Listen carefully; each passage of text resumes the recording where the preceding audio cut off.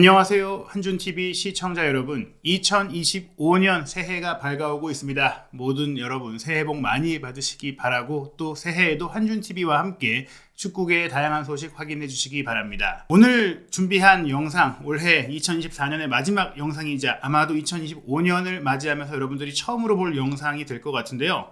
영국 내에서 그 어떤 정론지, 신문, 공신력 높은 기자들보다 내밀한 정보, 토트넘의 진실을 잘 알고 있는 인물이죠. 토트넘의 1티어 소식통으로 잘 알려진 런던 거주 피파 공인 에이전트 폴 오키프가 손흥민 선수의 계약 상황과 1년 연장 옵션 발동 문제에 대해 독점 정보를 막 공개했습니다. 그동안 자신의 소셜미디어, 트위터, X 계정을 통해서 토트넘 팬들의 궁금증을 해소해주는 답변, 멘션, 정보들을 공개해왔던 폴 오키프인데요. 이분이 지금까지 자신의 개인정보를 꽤 감춰왔었지만 최근 토트넘 소식을 다루는 가장 큰 규모의 팟캐스트 프로그램, 유튜브 채널도 존재하는 라스트 워드 온 스퍼스와 화상 인터뷰를 통해 얼굴을 공개하고 또 본인의 생각을 직접 라이브로 전하는 방송에 등장했습니다. 이 방송의 내용은 주로 1월 겨울 이적 시장의 내용, 상황, 토트넘의 내부 운영 방침에 대해 전하고 있는데, 당연히 주장이자 최고의 스타인 손흥민 선수의 거치 문제, 이제 2025년 1월 1일부터는 해외 클럽과 자유롭게 협상하고 계약까지 선계약을 맺을 수 있는 보스만 룰에 해당되는 이 시점까지 1년 연장 옵션이 발동되지 않은 상황에 대한 진실, 그동안 계약 협상 과정에서 토트넘과 손흥민 선수 사이에 있었던 일들을 세밀하게 폭로했는데요. 텔레그래프의 맨로 기자 등 영국 내의 최고의 토트넘 전문가들이 두루 출연해왔던 최고 정보력의 토트넘 소식 방송 라스트 워드 온 스퍼스에 밝힌 폴 오키프의 실시간 방송 정보 중에서 손흥민 선수에 대한 내용 전체를 해석해서 소개해드리고, 또 토트넘의 영입 정책 및 1월 이적 시장 상황에 대한 내용은 핵심적인 내용들을 이번에 저희가 정리해서 전해드리고자 합니다. 먼저 여러분들이 가장 궁금해하실 손흥민 선수의 계약 협의 과정 내용인데요. 이날 출연한 데일리 핫스퍼 운영자이자 패널인 제이미 브라운이 폴 오키프에게 질문합니다. 우리의 캡틴 손흥민 선수에 대해서 이제 이야기를 해봐야 할 것 같아요 라고 얘기를 하죠. 토트넘의 부상 이슈, 이적시장 이슈, 포스테코글람도 경질 이슈, 그런 것들을 얘기하다가 영상의 중반쯤에 이제 손흥민 선수에 대한 주제로 이야기가 진행이 되는데요. 소니가 솔직히 올 시즌 스트레인지한 시즌 보내고 있다. 폼이 조금 들쑥날쑥하고 오락가락하고 있다. 물론 여전히 공격 포인트 기록은 좋은 편이지만 솔직히 손흥민 선수의 올 시즌 경기는 우리가 기대했던 그 손흥민 선수의 기준, 수준을 밑돌고 있는 것 같다. 그런 손흥민 선수의 경기력 문제도 궁금하고, 또 이제 1월 1일 되면 손흥민 선수가 보스만 룰 대상자가 되면서 해외 구단 팀들과는 자유롭게 협상할 수 있는 상황이 되는데, 손흥민 선수의 계약에 대한 최신 상황은 어떤지, 그리고 손흥민 선수의 폼이 떨어진 이유는 뭐라고 생각하는지, 그리고 이 폼 저하, 경기력 저하가 손흥민 선수의 계약에 미칠 영향은 어떤지 궁금하다라고 이제 굉장히 길게 질문을 합니다. 그에 대해서 폴 오키프가 한 대답을 그대로 번역해서 소개해드리겠습니다. 예, 맞습니다. 소니에게 벌어지고 있는 일은 충분히 이상합니다. 거의 1년 정도 전이었는데요. 손흥민 선수에게 토트넘 구단 측에서 새로운 계약을 제시하려고 했고, 그 초기 협의도 진행이 됐었습니다. 손흥민 선수의 캠프, 손흥민 선수 에이전시 측과 비공식적이지만 계약에 대한 대화를 나눴었죠. 항상 그 대화 내용은 더 긴 계약에 대해 이야기가 오간 것이었습니다. 하지만 최근 3, 4개월 사이에 그 상황이 바뀌었습니다. 그리고 이것은 제 사견인데요. 개인적인 생각이지만 그때부터 소니의 폼이 떨어지기 시작했습니다. 손흥민 선수의 관점에서 한번 생각해 봅시다. 여러분이 손흥민 선수 입장이라고 한번 생각을 해보세요. 10년 동안 뛴 클럽에서 자신의 전성기를 바친 팀인데요. 게다가 손흥민 선수는 커머셜적인 측면, 광고 수익적인 측면에서, 또 파이낸셜적인 측면, 재정적인 측면에 있어서도 클럽의 역사상, 토트넘의 구단 역사상 그 어떤 선수보다도 큰 프로핏, 리베뉴를 안겨준, 재정적인 수익을 안겨준 최고의 선수였습니다. 그야말로 경기력과 재정적인 면 모두 최고였던 최고 중에 최고 선수가 손흥민 선수였던 것이죠. 상업적인 면에서는 특히 의심의 여지가 없을 정도로 손흥민 선수가 토트넘에 기여한 바가 가장 큽니다. 손흥민 선수가 토트넘 클럽에 안겨준 매출의 규모는 어마어마한 수준입니다. 제 개인적인 생각이지만 그 협의가 변경되었을 때, 재계약에 대한 논의가 갑작스럽게 기류가 바뀌었을 때 손흥민 선수는 이런 생각을 했을 것 같아요. 아, 클럽이 나를 지금 놀리고 있구나. 나를 가지고 장난치고 있구나. 최대한 마지막까지 내가 뛰는 것을 보고 결정하려고 하는구나. 손흥민 선수가 가만 앉아서 이렇게 생각하지 않았을까라는 개인적인 폴 오키프의 생각이지만 충분히 그럴듯한 상황이고 흐름이고, 폴 오키프가 각종 정보를 수합해서 내놓은, 게다가 본인이 얼굴을 드러내놓고 육성으로 실시간으로 이야기를 하고 있기 때문에 어쩌면 사견이라고 전제를 달았지만 실제로 이런 생각을 손흥민 선수가 가졌다라는 정보를 취득했을 수 있는 내용인 것입니다. 손흥민 선수가 지금까지 토트넘 클럽에 기여한 모든 면으로 봤을 때 저는 손흥민 선수가 자유계약 선수 자격을 얻을 자격이 충분하다고 생각을 합니다. 여기서 잠깐 내용을 멈추고, 저희가 지난달에 영국에서 활동하고 있는, 영국에 살고 있는 축구계 비즈니스 관계자를 통해 들었던 내용이 꽤 흡사해요. 손흥민 선수는 토트넘에 남는다면 1년 연장 옵션 발동이 아니라 새로운 장기 계약을 제시해주면 그러면 남겠다. 하지만 1년 연장 옵션을 발동하겠다고 한다면 나는 그것을 받아들이지 않고 FA 선수로 자유계약 상태로 떠나겠다라는 두 가지의 생각을 가지고 있다는 거예요. 그런데 그 부분에 있어서 폴 오키프의 내용이 연결되는 거죠. 이 협의를 하던 상황이 갑자기 틀어지자 손흥민 선수의 최근 인터뷰, 표정, 많은 부분들이 달라진 것은 정말 이제는 떠나겠다는 생각을 가진 것이고, 더 타임즈가 최근 보도한 내용에서 토트넘이 새로운 계약을 제시했지만 손흥민 선수와 합의에 이르지 못했다라는 점은 그 새로운 계약의 기간 내지 연봉 조건 등이 손흥민 선수 입장에서는 나를 제대로 대우해주고 내가 정말 계속해서 모든 걸 바칠 만한 마음을 갖게 하지 못한 조건이었을 수 있다라는 겁니다. 계속해서 폴 오키프의 이야기를 전해드리겠습니다. 손흥민 선수는 토트넘의 캡틴이고 구단에 엄청난 상업적인 수익을 가져다 주었고, 또한 토트넘이 우승에 도전할 수 있는 팀이 될 수 있도록 만들어준, 도와준 선수입니다.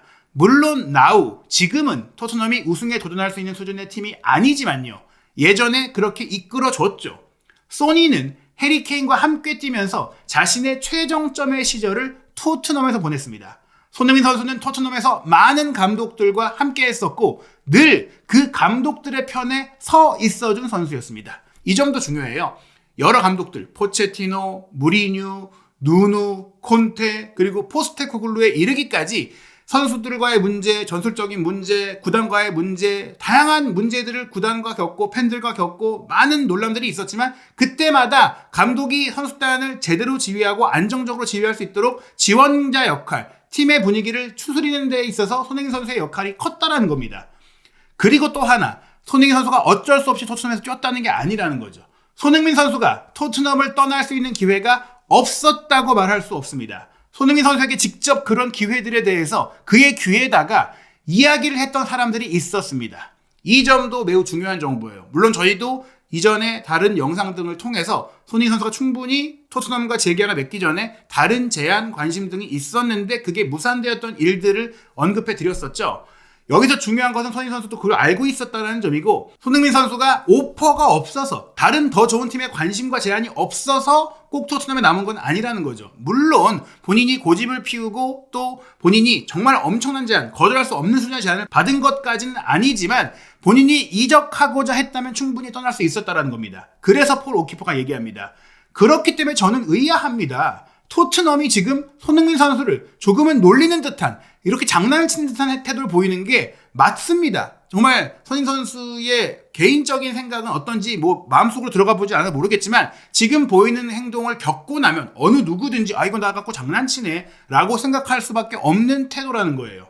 토트넘이 1년 전, 아마 18개월 전쯤이었을 것입니다. 그들이 약속했던 새로운 장기 계약에 협상 테이블에 앉지 않고 있으니까요. 그때 준비했던 조건이 쑥 들어간 거예요. 그리고 이것은 제 사견이지만 그때부터 손흥민 선수의 경기력은 하락하기 시작했습니다. 바로 3개월 사이에 벌어진 일이죠. 사람들은 손흥민 선수의 전성기가 지났다고들 얘기하고 있습니다. 물론 그런 요인도 일부는 있겠죠. 하지만 궁금한 것은 축구적인 면, 진짜 축구이면 바깥에서 벌어지는 외부 정치적인 요인도 손흥민 선수의 경기력에 영향을 미치고 있다고 나는 생각합니다. 즉 마음이 불편하고 구단에 모든 걸 쏟고자 하는 마음이 제대로 집중이 안 되니까 일부러 태업을 하는 건 아니지만 그런 심란한 상황과 불쾌한 기분들이 손흥민 선수의 경기력에 영향을 미친다고 폴 오키프는 생각하는 것이죠. 폴 오키프는 이어서 그래서 저는 토트넘이 설마 손흥민 선수가 1월에 다른 클럽과 협상할 수 있도록 내버려 둘지 궁금합니다. 토트넘이 그럴 리가 없다는 것이죠. 철저히 자신들의 이득을 생각하면서 이렇게 10년을 바친 레전드, 지금 너무나 팀에 많은 것을 기여한 손흥민 선수에게 이렇게까지 행동을 하는데 본인들이 아무것도 남기지 못하고 손흥민 선수가 떠나도록 내버려 둔다? 이런 일은 있을 수 없다는 것이죠. 토트넘은 손흥민 선수의 계약에 있는 1년 연장 옵션을 결국에는 발동하려 할 것입니다. 아직까지 발동하지 않았지만 정말 손흥민 선수가 떠나려는 스탠스를 취하고 그런 움직임을 보인다면 바로 발동해 버릴 거라는 거예요. 여러분은 토트넘이 정말 이대로 손흥민 선수가 떠나도록 내버려두는 상황을 상상하실 수 있나요? 이 얘기가 나오고 다시 한번 이 라스트 워드 온 스포츠의 진행자가 그럼 폴 오키프 당신은 토트넘이 확실히 손흥민 선수의 그 1년 연장 옵션을 발동할 거라고 보시는 건가요? 이렇게 얘기를 합니다. 여기서 한번 정리를 해드리면 1월 이적 시장에 이제 문이 열렸을 때 손흥민 선수는 이제 1년 연장 옵션이 발동이 안 된 시점이기 때문에 그 어떤 팀과도 공식적으로 협상을 해도 돼요. 그게 불법 접촉이 되지 않는 거고 심지어 거기서 합의가 되면 선계약을 체결해도 됩니다. 그러나 그 시점이 되기 전, 선계약을 체결하기 전, 공식 서류에 사인하기 전이라면 언제든지 토트넘이 1년 연장 옵션을 발동하고 먼저 새 계약을 체결할 수가 있는 것이죠. 그러니까 2025년 1월 1일이 지났다고 하더라도 결국 토트넘은 1년 연장 옵션을 발동할 수 있다. 그러면 손흥민 선수와 토트넘 구단 간에 만약에 의견 차이가 있다. 손흥민 선수가 FA로 떠나려고 움직임을 보였을 때 이거를 토트넘이 1년 연장 옵션을 발동해버린다? 이거는 완전히 정면으로 싸우자는 얘기가 되는 것이고 상도에 어긋나는, 정말 윤리에 어긋나는 행동이 되는 겁니다. 차라리 말을 맞추고 협의를 하고 조율을 해서 그 영입을 원하는 팀도 너무 무리되지 않는 선에서 제기를 하고 조율을 하고 어떤 조건을 맞출 수 있는 것이지 그냥 못 가게 가로막는 형태의 움직임이 나온다면 손흥민 선수의 토트넘에 대한 마음은 더 큰 배신감으로 가득 찰 수 있게 되는 겁니다. 이런 상황들에 대해서 폴 오키프는 그들은 손흥민 선수의 계약 1년 연장 옵션을 결국 발동할 것입니다. 그리고 아마도 그 1년 연장 옵션을 발동할 때는 그 이후의 조건을 향상해 주거나, 즉 연장 옵션이 발동되면 연봉은 그대로 동결이 되는데 연봉을 좀 올려준다거나 아니면 새로운 2년 재계약 같은 새 계약을 그 이후 시점으로 연결하자고 제시할 수 있겠죠. 즉 1년 연장 옵션 이후에 그 뒤에 연봉을 올리는, 그 뒤에도 연봉을 꼭 유지해주는 2년 계약을 제시한다거나 손흥민 선수에게 1년 연장 옵션만 발동하려는 게 아니라 어찌 보면 지금 이 1년 연장 옵션을 바로 발동하지 않는 것은 그들 입장에서 그래도 손흥민 선수가 받아들일 수 있는 상황의 조건을 마련하고 제시하겠다라는 건데 그 조건을 어느 정도 수준으로 맞출지를 지금 손흥민 선수의 경기력을 좀 끝까지 보겠다, 상태를 보겠다라고 하는 그 태도가 손흥민 선수에게는 내가 지금 전성기를 다 바쳐도 지금까지 쏟아냈는데 끝까지 내 상태에 간을 보네? 이거 뭐지? 라고 생각할 수가 있다는 겁니다. 어찌됐거나 확실한 것은 토트넘이 손해보지 않기 위해 결국 손흥민 선수의 1년 계약 연장 옵션을 발동할 거라는 점인데요. 그러면서 그렇다면 언제 어느 시점에 어떤 조건으로 이런 제시가 될지에 대해서는 확신할 수 없다고 했어요. 왜냐? 토트넘의 재정 상태가 안정적이지 않기 때문이다. 물론 돈은 많지만 구단이 돈을 쓸 수 있는 그런 추가적인 자금이 필요하다는 거예요. 새로운 투자자가 나타나야 한다. 또 이미 뉴캐슬의 CEO였던 스테이블리라든지 새로운 투자자들과 얘기를 나누고 있는 것들이 많이 알려져 있죠. 새롭게 이렇게 선수 영입이나 또 구단의 투자에 수표를 써줄 다른 사람이 나타날지, 또 어떤 선수에게 장기 계약을 승인해 줄 수 있는 그런 결제가 떨어질지, 내부에서 즉 레비 회장은 권한을 행사할 수 없을 정도의 그런 자금을 집행하거나 자금을 대줄 수 있는 사람이 나타나야만 손흥민 선수에게도 흡족할 계약 조건이 나올 수 있다는 점이에요. 즉 그게 정리되기 전까지는 계속 토트넘은 상황을 유보하고 있는 거라는 것이죠. 손흥민 선수의 몸 상태 문제도 있지만 투자자를 지금 모집하고 있는 부분이 지연되는 것도 그 결론과 함께 나올 수 있다는 겁니다. 하지만 그렇거나 말거나 손흥민 정도 되는 선수에게 이렇게 대우를 한다는 것, 정말 구단에게 큰 수익과 좋은 성과를 안겨준 선수에게 이렇게 행동을 한다는 것은 정말 위얼드, 이상한 상황이라는 게 분명하다고 폴 오키프가 이야기합니다. 분명 18개월 전에는 프리미어리그 선두를 달리고 포스테코글루 감독 체제가 잘 돌아가고 손흥민 선수도 계속 득점을 하면서 득점왕을 노리던 그때 분위기는 좋았다고 하면서 그때는 토트넘이 손흥민 선수에게 새로운 장기 계약을 제시하고 있었다. 기간도 길고 연봉도 높이는 정말 좋은 조건을 제시하고 있었는데 그 조건이 갑자기 조용해지고 논의가 중단되더니 최근 3-4달 사이에는 그걸 아예 없는 것처럼 폐기 처분한 것처럼 상황이 바뀐 것. 이건 정말 이상한 일입니다. 이어서 이 진행자인 리키 세크스가 얘기합니다. 손흥민 선수의 경기력 저하에 대해 좀 더 얘기해보고 싶은데요. 포스테코글루 감독의 경기 시스템, 전술이 손흥민 선수의 능력을 제대로 끌어내지 못한다는 점은 어떻게 생각하시나요? 즉 지금까지의 얘기는 손흥민 선수가 나이가 들어서 에이징 커버가 왔다. 이 측면에 대해서 폴 오키프가 그건 아닌 것 같다. 조금은 그럴 수 있겠지만 지금 계약 상황에서 손흥민 선수가 마음이 안 좋고 배신감을 느껴서 그게 영향을 미칠 수도 있다라고 얘기를 했거든요. 그러니까 이제 조금 더 포스테코글루의 관점을 보고 거기에 포커스를 맞춘 질문을 했던 세크스는 경기 전술 문제도 있지 않느냐라고 질문을 한 겁니다. 폴 오키프는 동의했습니다. 맞습니다. 물론 시스템의 문제도 있어요. 그리고 또 하나 중요한 것. 소니는 분명히 엘리트 축구 선수, 최고 레벨의 선수입니다. 하지만 다른 모든 엘리트 선수들도 그러하듯이 좋은 환경에서 자신감을 가지고 경기를 할 수 있어야 본인의 능력도 더 잘 발휘되는 겁니다.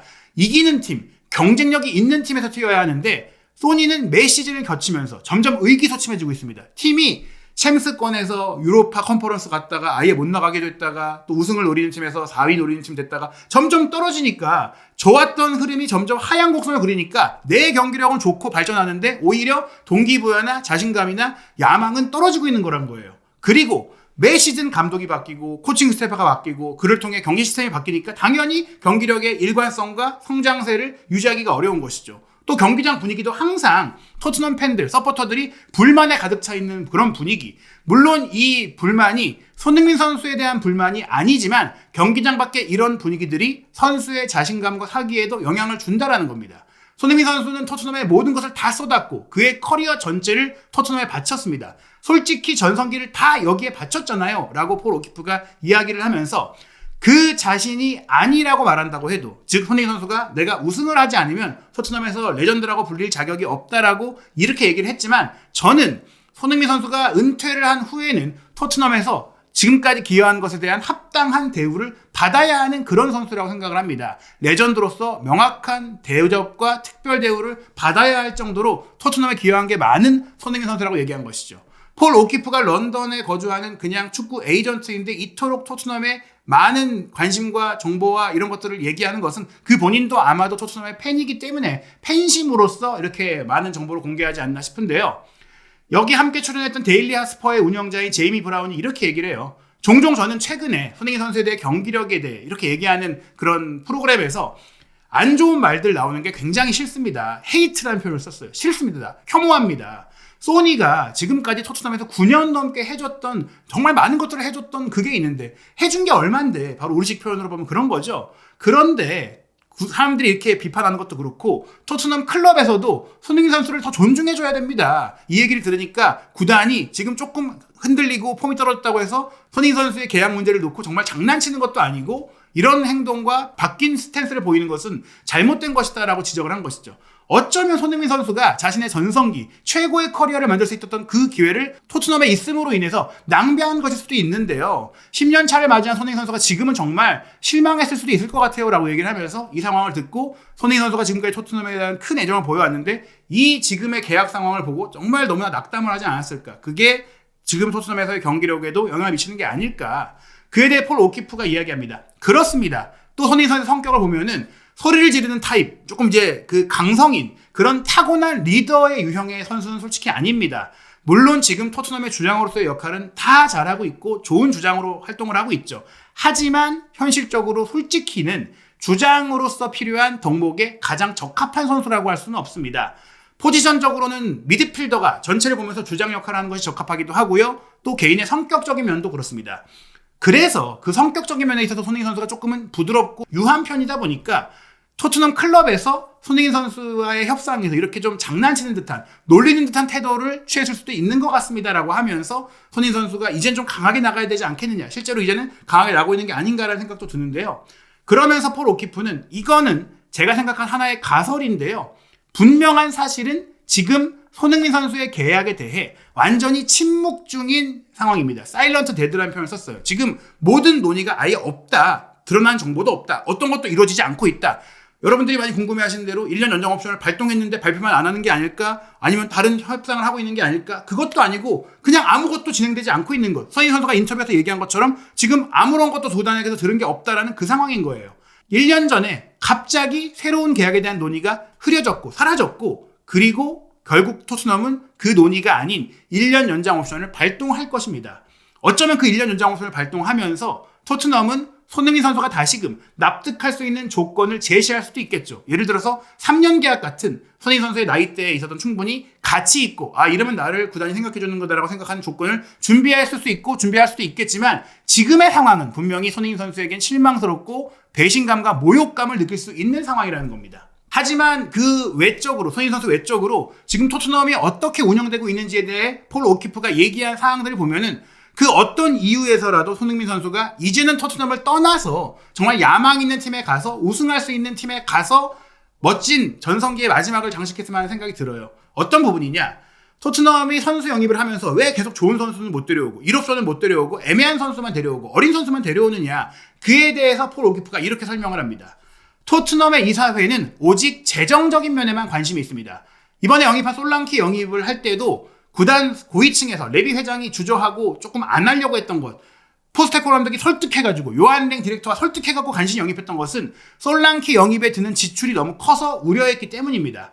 해리 케인이 떠난 이후에 토트넘의 선수단 연봉 체계는 손흥민 선수를 최고 연봉 선수로 남겨둔 가운데 이제 더 이상은 손흥민 선수 수준의 연봉이 되는 선수, 그 근처에 가는 선수를 계약하지 않겠다고 결정했다고 했어요. 그러면서 연봉 상한선을 뒀다. 특정 금액 이하의 선수만 영입하기로 했는데 그 기준에 있어서 최고 상한선이 바로 지금 솔랑키가 받고 있는 연봉이라는 겁니다. 주급 12만 5천 파운드 정도 수준인 거예요. 굉장히 프리미어리그 빅6 팀의 조건으로 보기에는 부족하죠. 살라가 받고 있는 연봉의 3분의 1 수준이고 손흥민 선수의 보너스를 생각하면 이 보너스를 활약 보너스가 아닌 커머셜 보너스가 손흥민 선수에게 있거든요. 그걸 포함했을 때는 손흥민 선수의 연봉의 절반밖에 안 되는 수준인데 이제 토트넘은 케인이 떠난 이후 그리고 손흥민 선수가 떠난 이후에도 그럴 것이지만 그 정도 금액을 쓰지 않겠다. 연봉으로. 그 절반만 쓴다는 겁니다.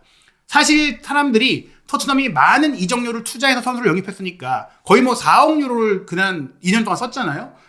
그 사실을 통해 호도되고 있는데 이적료라는 것은 늘 일시불로 내는 게 아니라 분할 상환하는 형태다. 이 정도는 모두 장기 할부로 지급을 하게 된다. 그리고 사람들이 생각하는 게 장부상, 선수의 계약 기간만큼 나눠서 기록되고 있는데 실제로 토트넘은 각 계약에 따라 다르지만 실제 선수의 계약 기간보다도 상대팀에 더 긴 할부 조건으로 지급하는 경우도 있다. 예를 들어서 5천만 파운드 이적료를 통해 5년 계약을 맺은 공격수라면 매년 1,000만 파운드 플러스 선수 연봉이 구단의 지출로 잡힌다. 근데 이게 6, 7년까지 늘려놓으면 1,000만 파운드보다 더 적은 액수가 나가게 되는 겁니다.